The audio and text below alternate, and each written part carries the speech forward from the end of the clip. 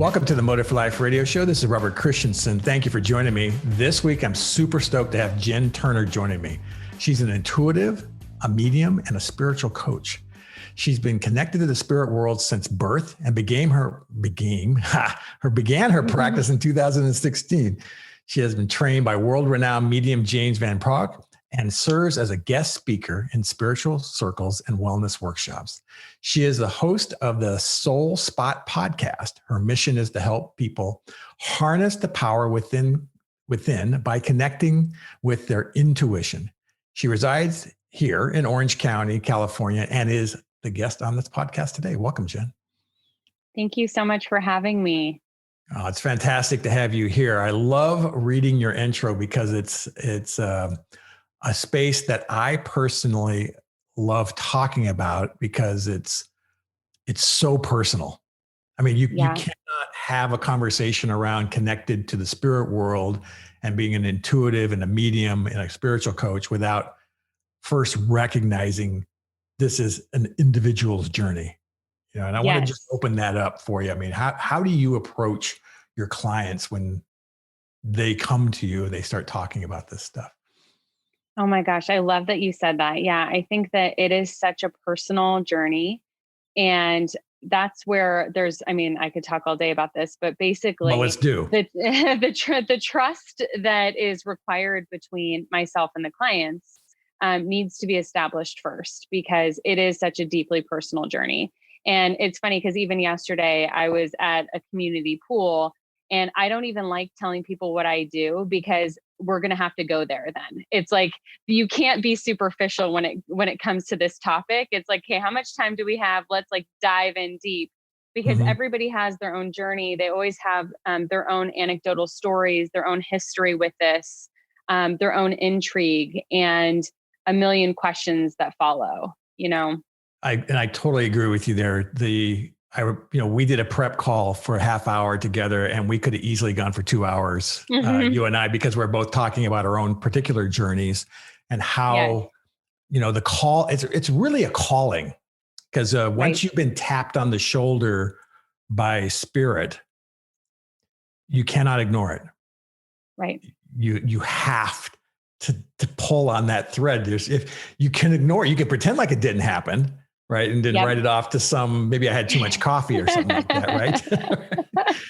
But you can't write it off. And, so can you said that you've been engaged in this world from birth, but tell me, for you as a medium, first off, let's back up. What's the difference between an intuitive and a medium? Yeah, that's a great question. So intuitive is another kind of form of psychic ability. So I am of the belief that we all have it. We are all some level of instincts that go deep, right? Okay. Absolutely. And I like to refer to it as the God voice. It's the God voice within us. And so we all have that. We're all equals in that way. It's about who leans into it, who kind of practices it, who listens to it, who's interested in it. And then it develops just like anything else. So I feel like everybody's born with it, but you can get better and you can learn this to a certain extent. But the intuitive and psychic ability is different than mediumship, because mediumship is more the mechanism to connect with spirits who have passed.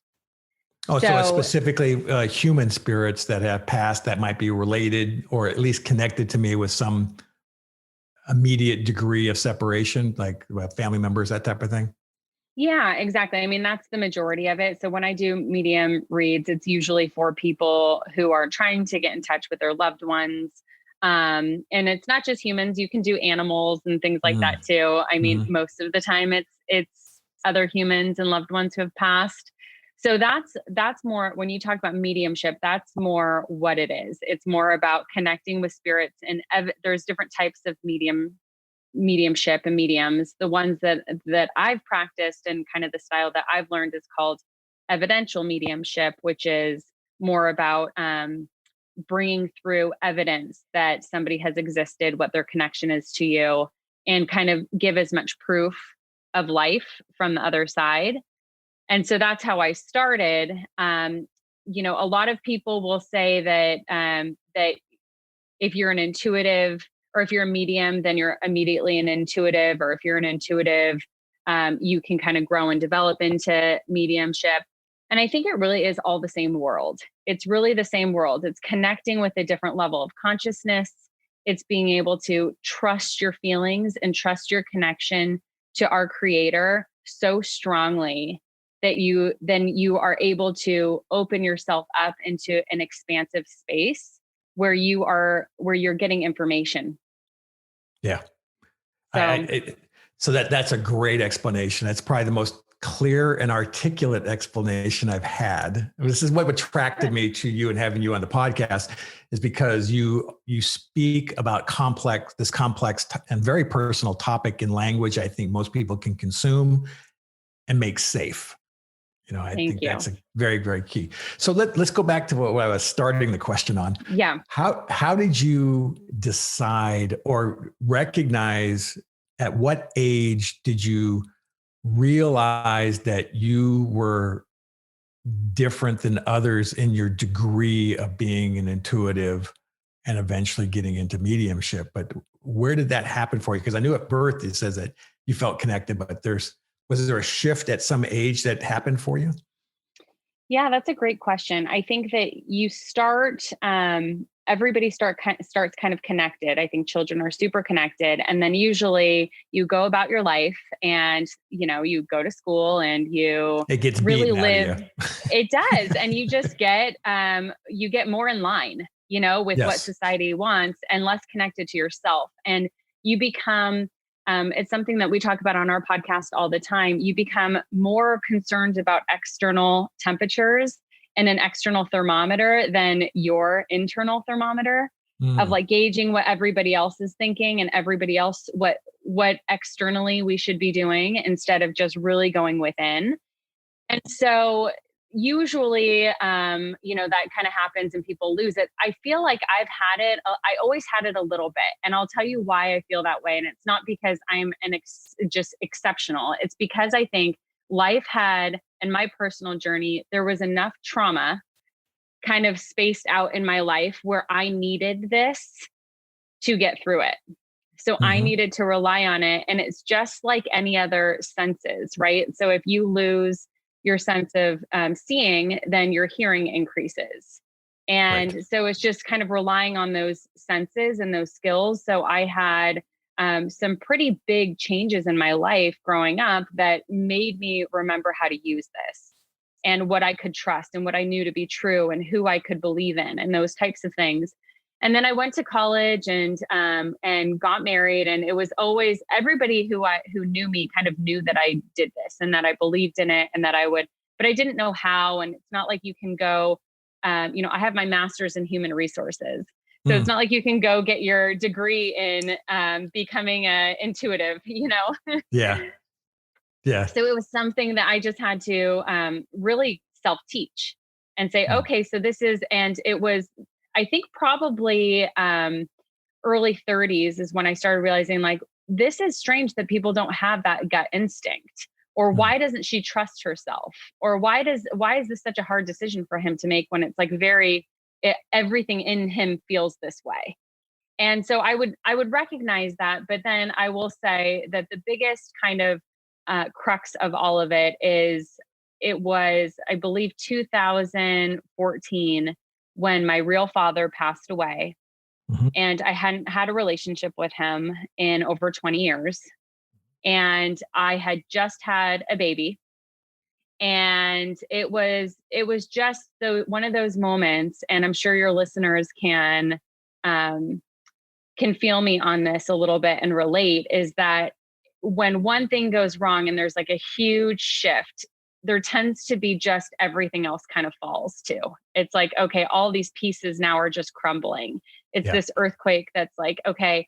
And I feel like there's a reason for that energetically. But so I had a baby, and that was a big shift. And then my husband and I had started this business, and it was failing. My real father passed away. We had to move out of our house, and it was just all of this stuff.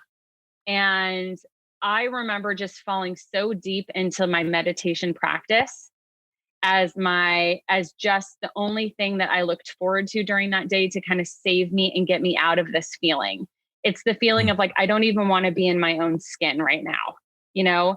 And it was Yes. kind of my place to say, like, I am a soul having a physical experience. And I can shift this with my mind and with my connection to the divine to turn this into something positive. And it took so much work. It does. It does. What you remind me of was a saying I heard. It's so funny that I heard it in the Stephen King book called The Stand. And The Stand has a part in it where the people were talking about losing the center. The center has collapsed, and Mm, all the things around that rotate around the center lose their orbit. They lose their ability to hold together because the center has collapsed. What you're talking about is the collapse of a center that happens to every human being at some point of another. We have a collapse of our center, and I've had two separate collapses of my center. You live long enough, you have a couple of them, right? And hopefully not more than that. Okay, where everything goes to, pardon my French, goes to shit, right? yeah, It's kind of what happened there. But if you can get there, they are just immense gifts. right. Because the gratitude, what ends up happening is that you fall back into what you just said. Well, what is the true center here? What is the basis for my whole center of my life? And what you just said, they're talking Absolutely. practice, right? But would you volunteer Absolutely. for it? I know that's the No. whole thing, right? When I do these intuitive sessions with my clients, it is like there is a reason for it, and I am such a Mm-hmm. big believer in that. And but like, why on earth would we sign up for these lessons that we have to That's learn? that is so true. So okay, so the center collapses, you Yes. regroup, you come Yep. back together again, you find out what's real in our lives. So you're married, you have a baby, the financial world is probably being unstable, which is not a good time for all of that, Right. obviously. you Right. know, Yeah. um, I, Absolutely. yeah. And so you regroup and you start introducing a practice. Yeah. And 2016. So what brought that? So this part of this podcast is about how do coaches get to where they are, right? This yeah. not something people wake up to say, "Hey, I'm going to be a coach today." What happened? Yeah, and the explanation of the collapse of center is just beautiful. I think that Mm, is so on point, and that is what happens. And the hope is that you can find your own center, right. your own truth, and rebuild that and rebuild it stronger. And there was so many narratives that I needed to shift in my life, and there was so many lessons that I had learned from my family that didn't serve me well. So I had to kind of break free of all of that and really do the work. And we always say do the work, but that is changing every single day, choosing a different perspective on things, being grateful, coming from a place of gratitude and love, and reminding yourself what is true and these lessons that we're learning on earth, but we are souls to the core, and to connect with that. And so I started meditating as much as I could. And I found myself meditating just even in small moments of like, watering or doing the dishes or whatever. It wasn't a deep meditation. It was just those moments of being like, hey, find your center again, take a deep breath, connect with yourself, like to kind of rid myself of that anxiety. And I started I started doing like mediumship readings, and it kind of just came to me, like you said, where spirit just taps on your shoulder and Mhm. you're busted open. And so that's kind of what happened. I actually had a night where I was given some crystals, and I was like, these are so pretty. This is wonderful. And I love crystals. And then, like, the next day, I started having what I thought were panic attacks. And Really? yeah. Wow. All right. So like, let's stop here for a second. Describe the physical or mental dimension of what you just said, if you would. So my heart would race, Okay. and I would feel my heart like not being able to take a full breath in. Like I was like So short of full breath. on panic. Yeah. And Like, it was, yes. okay. All right. I just want to make And sure we got clear on that. Okay. So keep going. And it was weird because I was like, I don't know why. I couldn't pinpoint it. My tricks weren't working that I had used Mm-hmm. before. But I would start getting, whenever I was with somebody, and I can give you a specific example with somebody that I was interviewing because I was working as a recruiter at the time, and I'm interviewing somebody, and I kept feeling like this feeling that somebody else was there. And I was able to give pretty clear detail in my mind. I was able to get pretty clear detail in my mind of who this person was, this child of hers.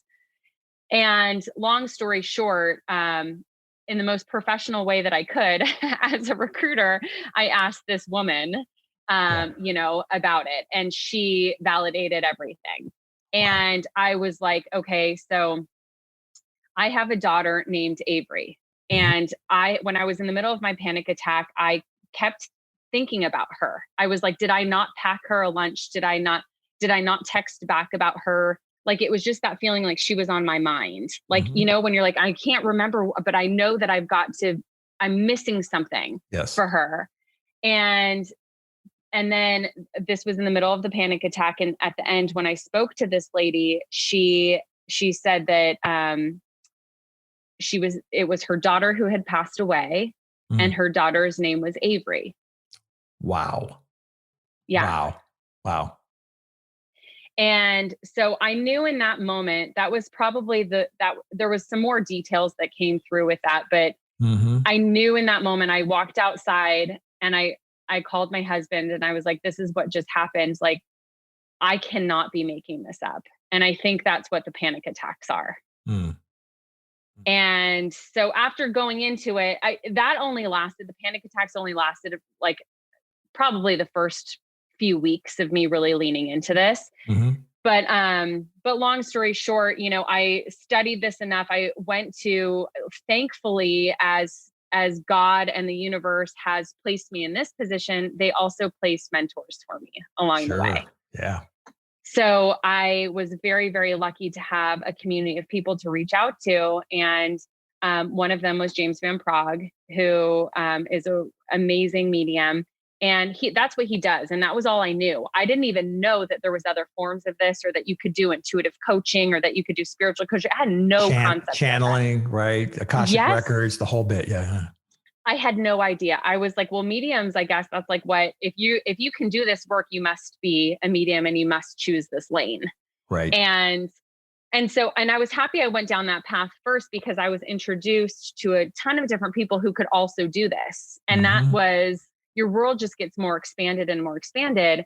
And then I started doing it as a calling. I was like, what is the point in being able to do this unless I can help other people or share it with other people? Right. Right.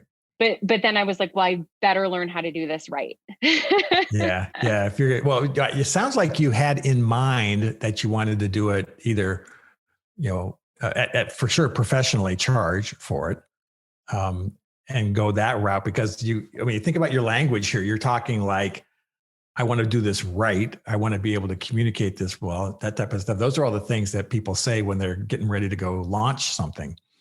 Absolutely. I mean, I think that it started as a place of healing for me and curiosity. And Yeah. especially on the heels of my father passing away and everything, I really liked just knowing that I could do it. It gave me this feeling of like, all is okay if we can do this. Mm-hmm. Like, everything makes sense to me and to my core, and what I've always believed in deep down from the day I was born. This all can make sense. And like, my narrative can be like completely solidified if I can prove this to be true. That's fantastic. So it kind of started that way. So let's, apologize to interrupt, but I wanted to take us to, okay, so let's say somebody comes to you, they've been referred to you, which is 99% of most coaches get their people from referrals, right? They say, hey, you need to talk to this person, right? And when you meet them and you have a session with them, tell me, how does it evolve or start? So if someone's listening and they're having this is resonating with them right now for whatever Right. reason. And they want to talk to you. What could they expect when they talk with you? How's that unfold? Yeah, it is very individualized. So we Mhm. usually start our sessions and people will come to me um most when I see people, it's usually in the thick of it. They're in the Yeah, thick they're of in the it. middle of it. Yep. And so it's really at first just the intuitive guidance and the intuitive readings, which is now 90%. I started mediumship and now like 95% of what I do is the intuitive coaching. So we'll sit Mhm. down and you know, um, it's therapy, it's intuitive reading, it's life coaching, it's kind of all of that mixed together. But the reason why I love the intuitive stuff so much is that it really gets you there faster.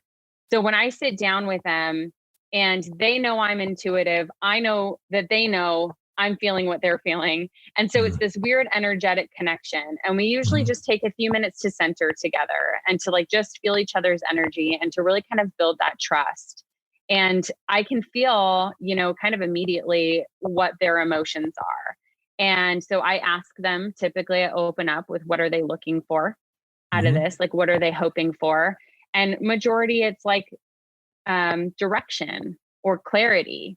And so we kind of start there. And then I can just open up and this is what's so beautiful about this is that it really is like a mirror being held up to them of just showing them how they feel because they'll come to me and it's like, I don't know if I should stay with this job or if I should leave this job. I have this job offer, but I'm really scared because I love this position that I'm working in right now because I have flexibility, whatever the case may be. And I can like hold it up to them and say, it feels like the only reason you don't want this position is that you're fearful, self-worth, or something like that. Like there's a Mhm. fear here. Let's Mhm. boil that down and usually that's it and then they can move past it. So it's almost like this intuitive language to really define in that moment what they're feeling so we can work on it together to get through it. So, So intuitives. So this is interesting because you really split it here right off the bat. So, they have a bunch of questions, right? I find that people, when they're not usually showing up to a coaching session for the first time in the best of shape, right? They're right. often in a lot of questions and sometimes a lot of turmoil and difficult situations. Are the building up of their intuitive muscle, is that the foundation of what we were talking about here? Is that they start trusting themselves in this intuition? That is the goal. That's the That's the end goal. game. Okay. All right. Right. That's more of the end game. And it's Okay. more about usually, like you said, when they come to me, they need immediate help most Yes. of the time. It's an Yes. acute problem where it's like, I Hmm. just don't know what to do or where to turn. And then it becomes like, we're going to help you through this. Hmm. Whatever it is that you're going through right now, husband cheats, daughter is gay, like all of the life changes that get thrown at us. And it's like, we're going to talk about this now and we're Right. going to get through it. And we're going to come to the understanding in your soul that this is all part of the journey. And we're going to take Hmm. a minute to remember this and to remember what we're all about. And without external factors, you connect with you. And we're going to just kind of take it there and like clear out that energy and heal yourself and at least start that journey so they can leave feeling like they have a plan. There's some direction on how they can feel better about the circumstances. And then it Yeah. becomes, after working with them for multiple sessions, it becomes you don't need me anymore because you can now do this on your own and listen to that voice within you. Hmm. Do they but my practice has been, I wanted to respond to that actual last comment that you said, that many times my clients, I will say, you have everything you need, but what they'll say back to me says, yeah, but I rely on you to keep me. That's an analogy here, is that you don't know you're a pickle inside a pickle jar because you can't read the label on the outside of the jar. Right. And so they say, hey, I need you to tell me if I'm being a pickle because I can't tell if I'm being a pickle. Right. The last person to see what's going on in your own life is you. Right. Right. So do Right. you find that to be the case as well in your practice?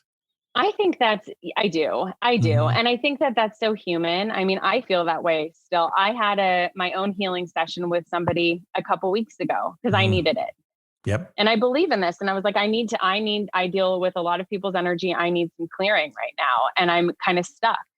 Yeah. So, so I need that. And it was wonderful. And it was exactly what I needed. And I do think that I have clients who will come to me, like sometimes weekly or bi-weekly. And then now I have one client who it's like every 6 months, a little tune in, a tune up, a Hmm. little check in, and it's Hmm. wonderful. It's And, fantastic. she has the tools now. That's great. That's fantastic. So you've you've been professionally doing this for 5 years as a coach, and you know, I want to just to kind of broaden this out so people understand, you know, what coaching is about, right? We're a little bit more of a depth around being a coach. One of the things that I get asked all the time is how do I take my experiences and bring them to somebody to help them get better, right? Which is fundamentally a coaching practice, right? It's a mentoring Right. practice, that type of thing. What do you see for yourself going forward here? Is this, I mean, this is, you and I talked a little bit about this, but unless you have a practice of draining out a lot of that energy for your own personal stuff, you can get compassion fatigue, right? You can just, Yeah. what nurses classically get is called compassion fatigue, right? And as a coach, if you let that it's because a lot of times it's negative energy. You got to get it out. It's compassion, Absolutely. right? What is your practice for that? How do you, one, see, let's unpack this. One, see getting that out of you. And two, how do you see it in the future for you? I mean, how do you see growing your practice if it's something you want to do? Just kind of get Yeah. in your head about how the future looks a bit. Yeah, it's such a good question. So the first one for clearing energy, there really are, I call it kind of spiritual hygiene that you have to Oh, do. I love that term. You don't mind if And I start using it myself? I love that term. We'll make feel sure we put free. it in the notes. Right? But there is, and I Yeah. have to do my meditations daily. And if I don't, I feel it. Mm. And I have to envision, like my primary form of communicating with spirit is clairvoyance. So seeing things. So Mm. I have to use that tool and like visualize other people's energy clearing off me. Oh, And so if this I is a go, visual practice for you. You actually physically, when you close your eyes, you can see that energy being released and let go. yeah, yeah. You know, I So it's, had, I had a, I had a massage therapist one time. I was on a table and she did exactly as she said. She says, envision an eagle flying down and grabbing a hold of the blackness inside you and pulling it out and flying off and taking it to the sun. And that was the clearing practice that she taught me. wow. Okay. And so I go, okay. And so she's working on my back and stuff like that, and I immediately go into the cathartic, huge crying fit. Mm, Okay. Cause I like all of a sudden she found some deep hidden yeah, trauma inside my body and I started that's letting coming it up. go. Right. Mm, I'll never forget that. So thank you for reminding me of that, wow. by the way. Okay, that's number Wow. number Yeah. two. But I could see what you mean by needing that release. There, it's very important that you have that. Yeah. And I think everybody, the more you study this and the more you practice it, everybody has their own little tools of Yeah, what works for them. yeah. And everybody has different clairs. Like my best friend is clairaudient. She can hear. I don't hear anything when it comes to like Oh, very, wow. very rarely do I hear, but I Hmm. will see. So I'm a very visual person. So it makes sense. It's like I think in shapes and colors and I see things like that. So I use visualization in my practice all the time. And so I visualize like even if I'm going into large crowds, I am not I'm not a shy person, but I do get overwhelmed in large crowds because of just Hmm. everybody's energy. Hmm. And and so I will do my visualizations where I will have a bubble around me. And I will kind of go into that space visually before and just to protect my energy. I light candles before I work, and then I blow them out when I'm done with work. So I have all of these like little tricks that I've learned along the way Hmm. to protect my energy and to keep it from draining when I'm not working. That's Um, really, really interesting. I wanted to tap into that because so that you visually are taken there. And what you've done for me on this process of Q&A here is that you've helped me identify mine, which is through Audible. I hear. Oh, that's yours. Yes. Yeah. Mine is direct channeling. Like I will be overcome by, you need to do this now, Robert. Pull off the side of the road and write this down. Very instructional, very audio oriented in words. Like, so I'll ask spirit a question and the words will come at me very rapidly and I'll have to tell it to slow down, give me the speed that I can consume it, but it's all audible. Wow, that is wonderful. I mean, that is such a beautiful gift to have, because it's clearer. So I've always been very jealous of that gift. I've always been very well, I jealous appreciate that. Thank you for saying so. It's a wonderful gift to have because you can hear it and you'll know when it's there. And you might think that you're hearing things. Maybe that's the start of it. Well, let's go there. Let's go there real quick. About 23 years ago, no, maybe 20 years ago, I was at a retreat and I was sitting on the couch listening to the presenters and stuff like that.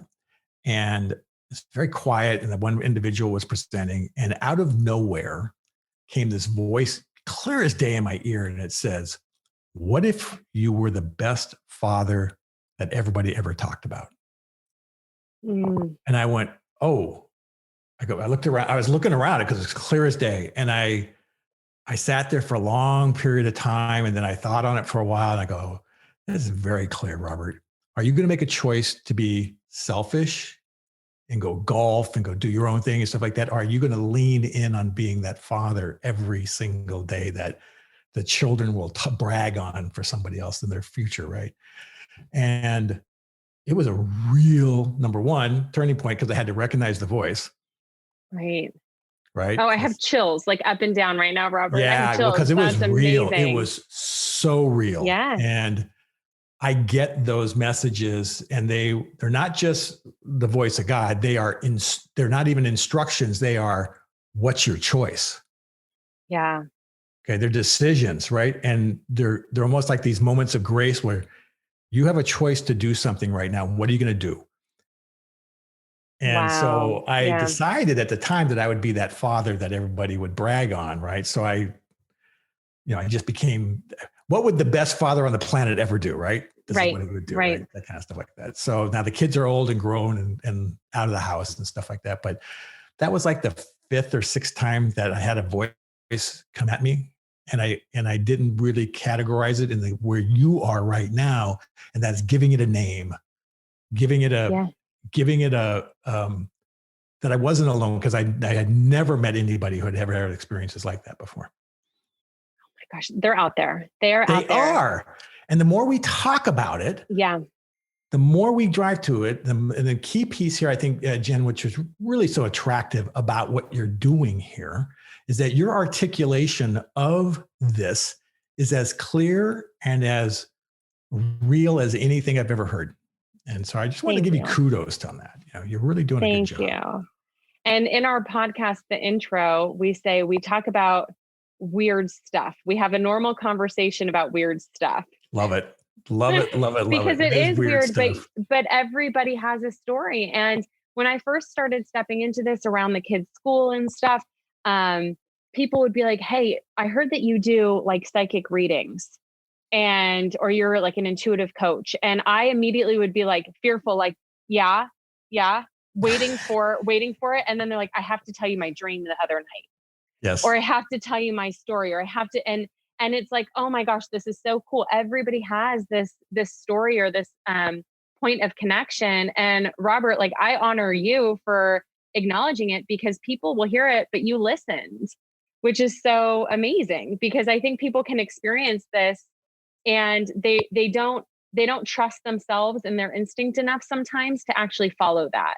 Well, you're right. And, I don't want to be harsh about it, but every intuitive push is a calling. Yes. You know that, and I know that. And it's a calling to take the path that, I love the book, The Road Less Traveled, right? Yeah. It is the path to enlightenment. It is the path to spiritual discovery. It is the path to less me and more you. That Right. path is not a path everybody picks. It's easier to fall back and just comfort ourselves, Right. Yes. and distract ourselves with a phone or Facebook or whatever it is that we happen to be doing, right? It's harder to go into a space like this. And coaches, specifically coaches, are those that have leveled up in that, who have said, not only am I going to push into it, I'm going to help others achieve their space, right? Right. Right. And that's different. I mean, and so, what's the future look like for you? Yeah. So I didn't mean to put you on the spot, but this is one of those surprise questions, I'm just laughing right? because it's like asking the intuitive what the future holds for herself. Right. I'm like, Yeah, I'm sorry. It was kind of a trick question, but I knew I had to ask it. It's good. I do think that, it started as one-off readings, and now I have some more programs, and I have my repeat clients. It's not necessarily building that. It's building this to scale a little bit more. So I do see a book in the future. I do too. Thank you. And and the podcast has been just so much fun and has really, with very little marketing, just taken off. It's word of mouth. Yep. Because we talk about these things like higher self, or what namaste truly means, or gratitude, or whatever. And people will just forward it to their friends. And it's just this constant chain of sending it to their friends. And it's just become such a wonderful community. So I see more large scale events. I see more of the podcasts, and then a book soon. Okay. So tell us about the podcast and where can they find it? So we're everywhere, like on wherever you listen to podcasts. What's the name of the podcast? And the podcast is The Soul Spot. Fantastic. And how can people get a hold of you? What's your website? So the website is jenturner.co. So JenTurner.co. And you guys can find me on Instagram as well, which is the.soul.spot. The.soul.spot. Right. Got it. Yeah. Fantastic. Thank you so much. Thank you for joining me today. Oh, thank you for having me. This was amazing. Yeah. Fantastic. All right, folks. You know how to find her. You know how to find me. Thanks for joining us. Be sure to leave a review, subscribe on any of your platforms that you know how to subscribe to. And be sure to check out Jen Turner and all the work that she's doing over there. It's been fantastic talking with you. And y'all have a great, you too. Have a great day, folks. Bye. Bye.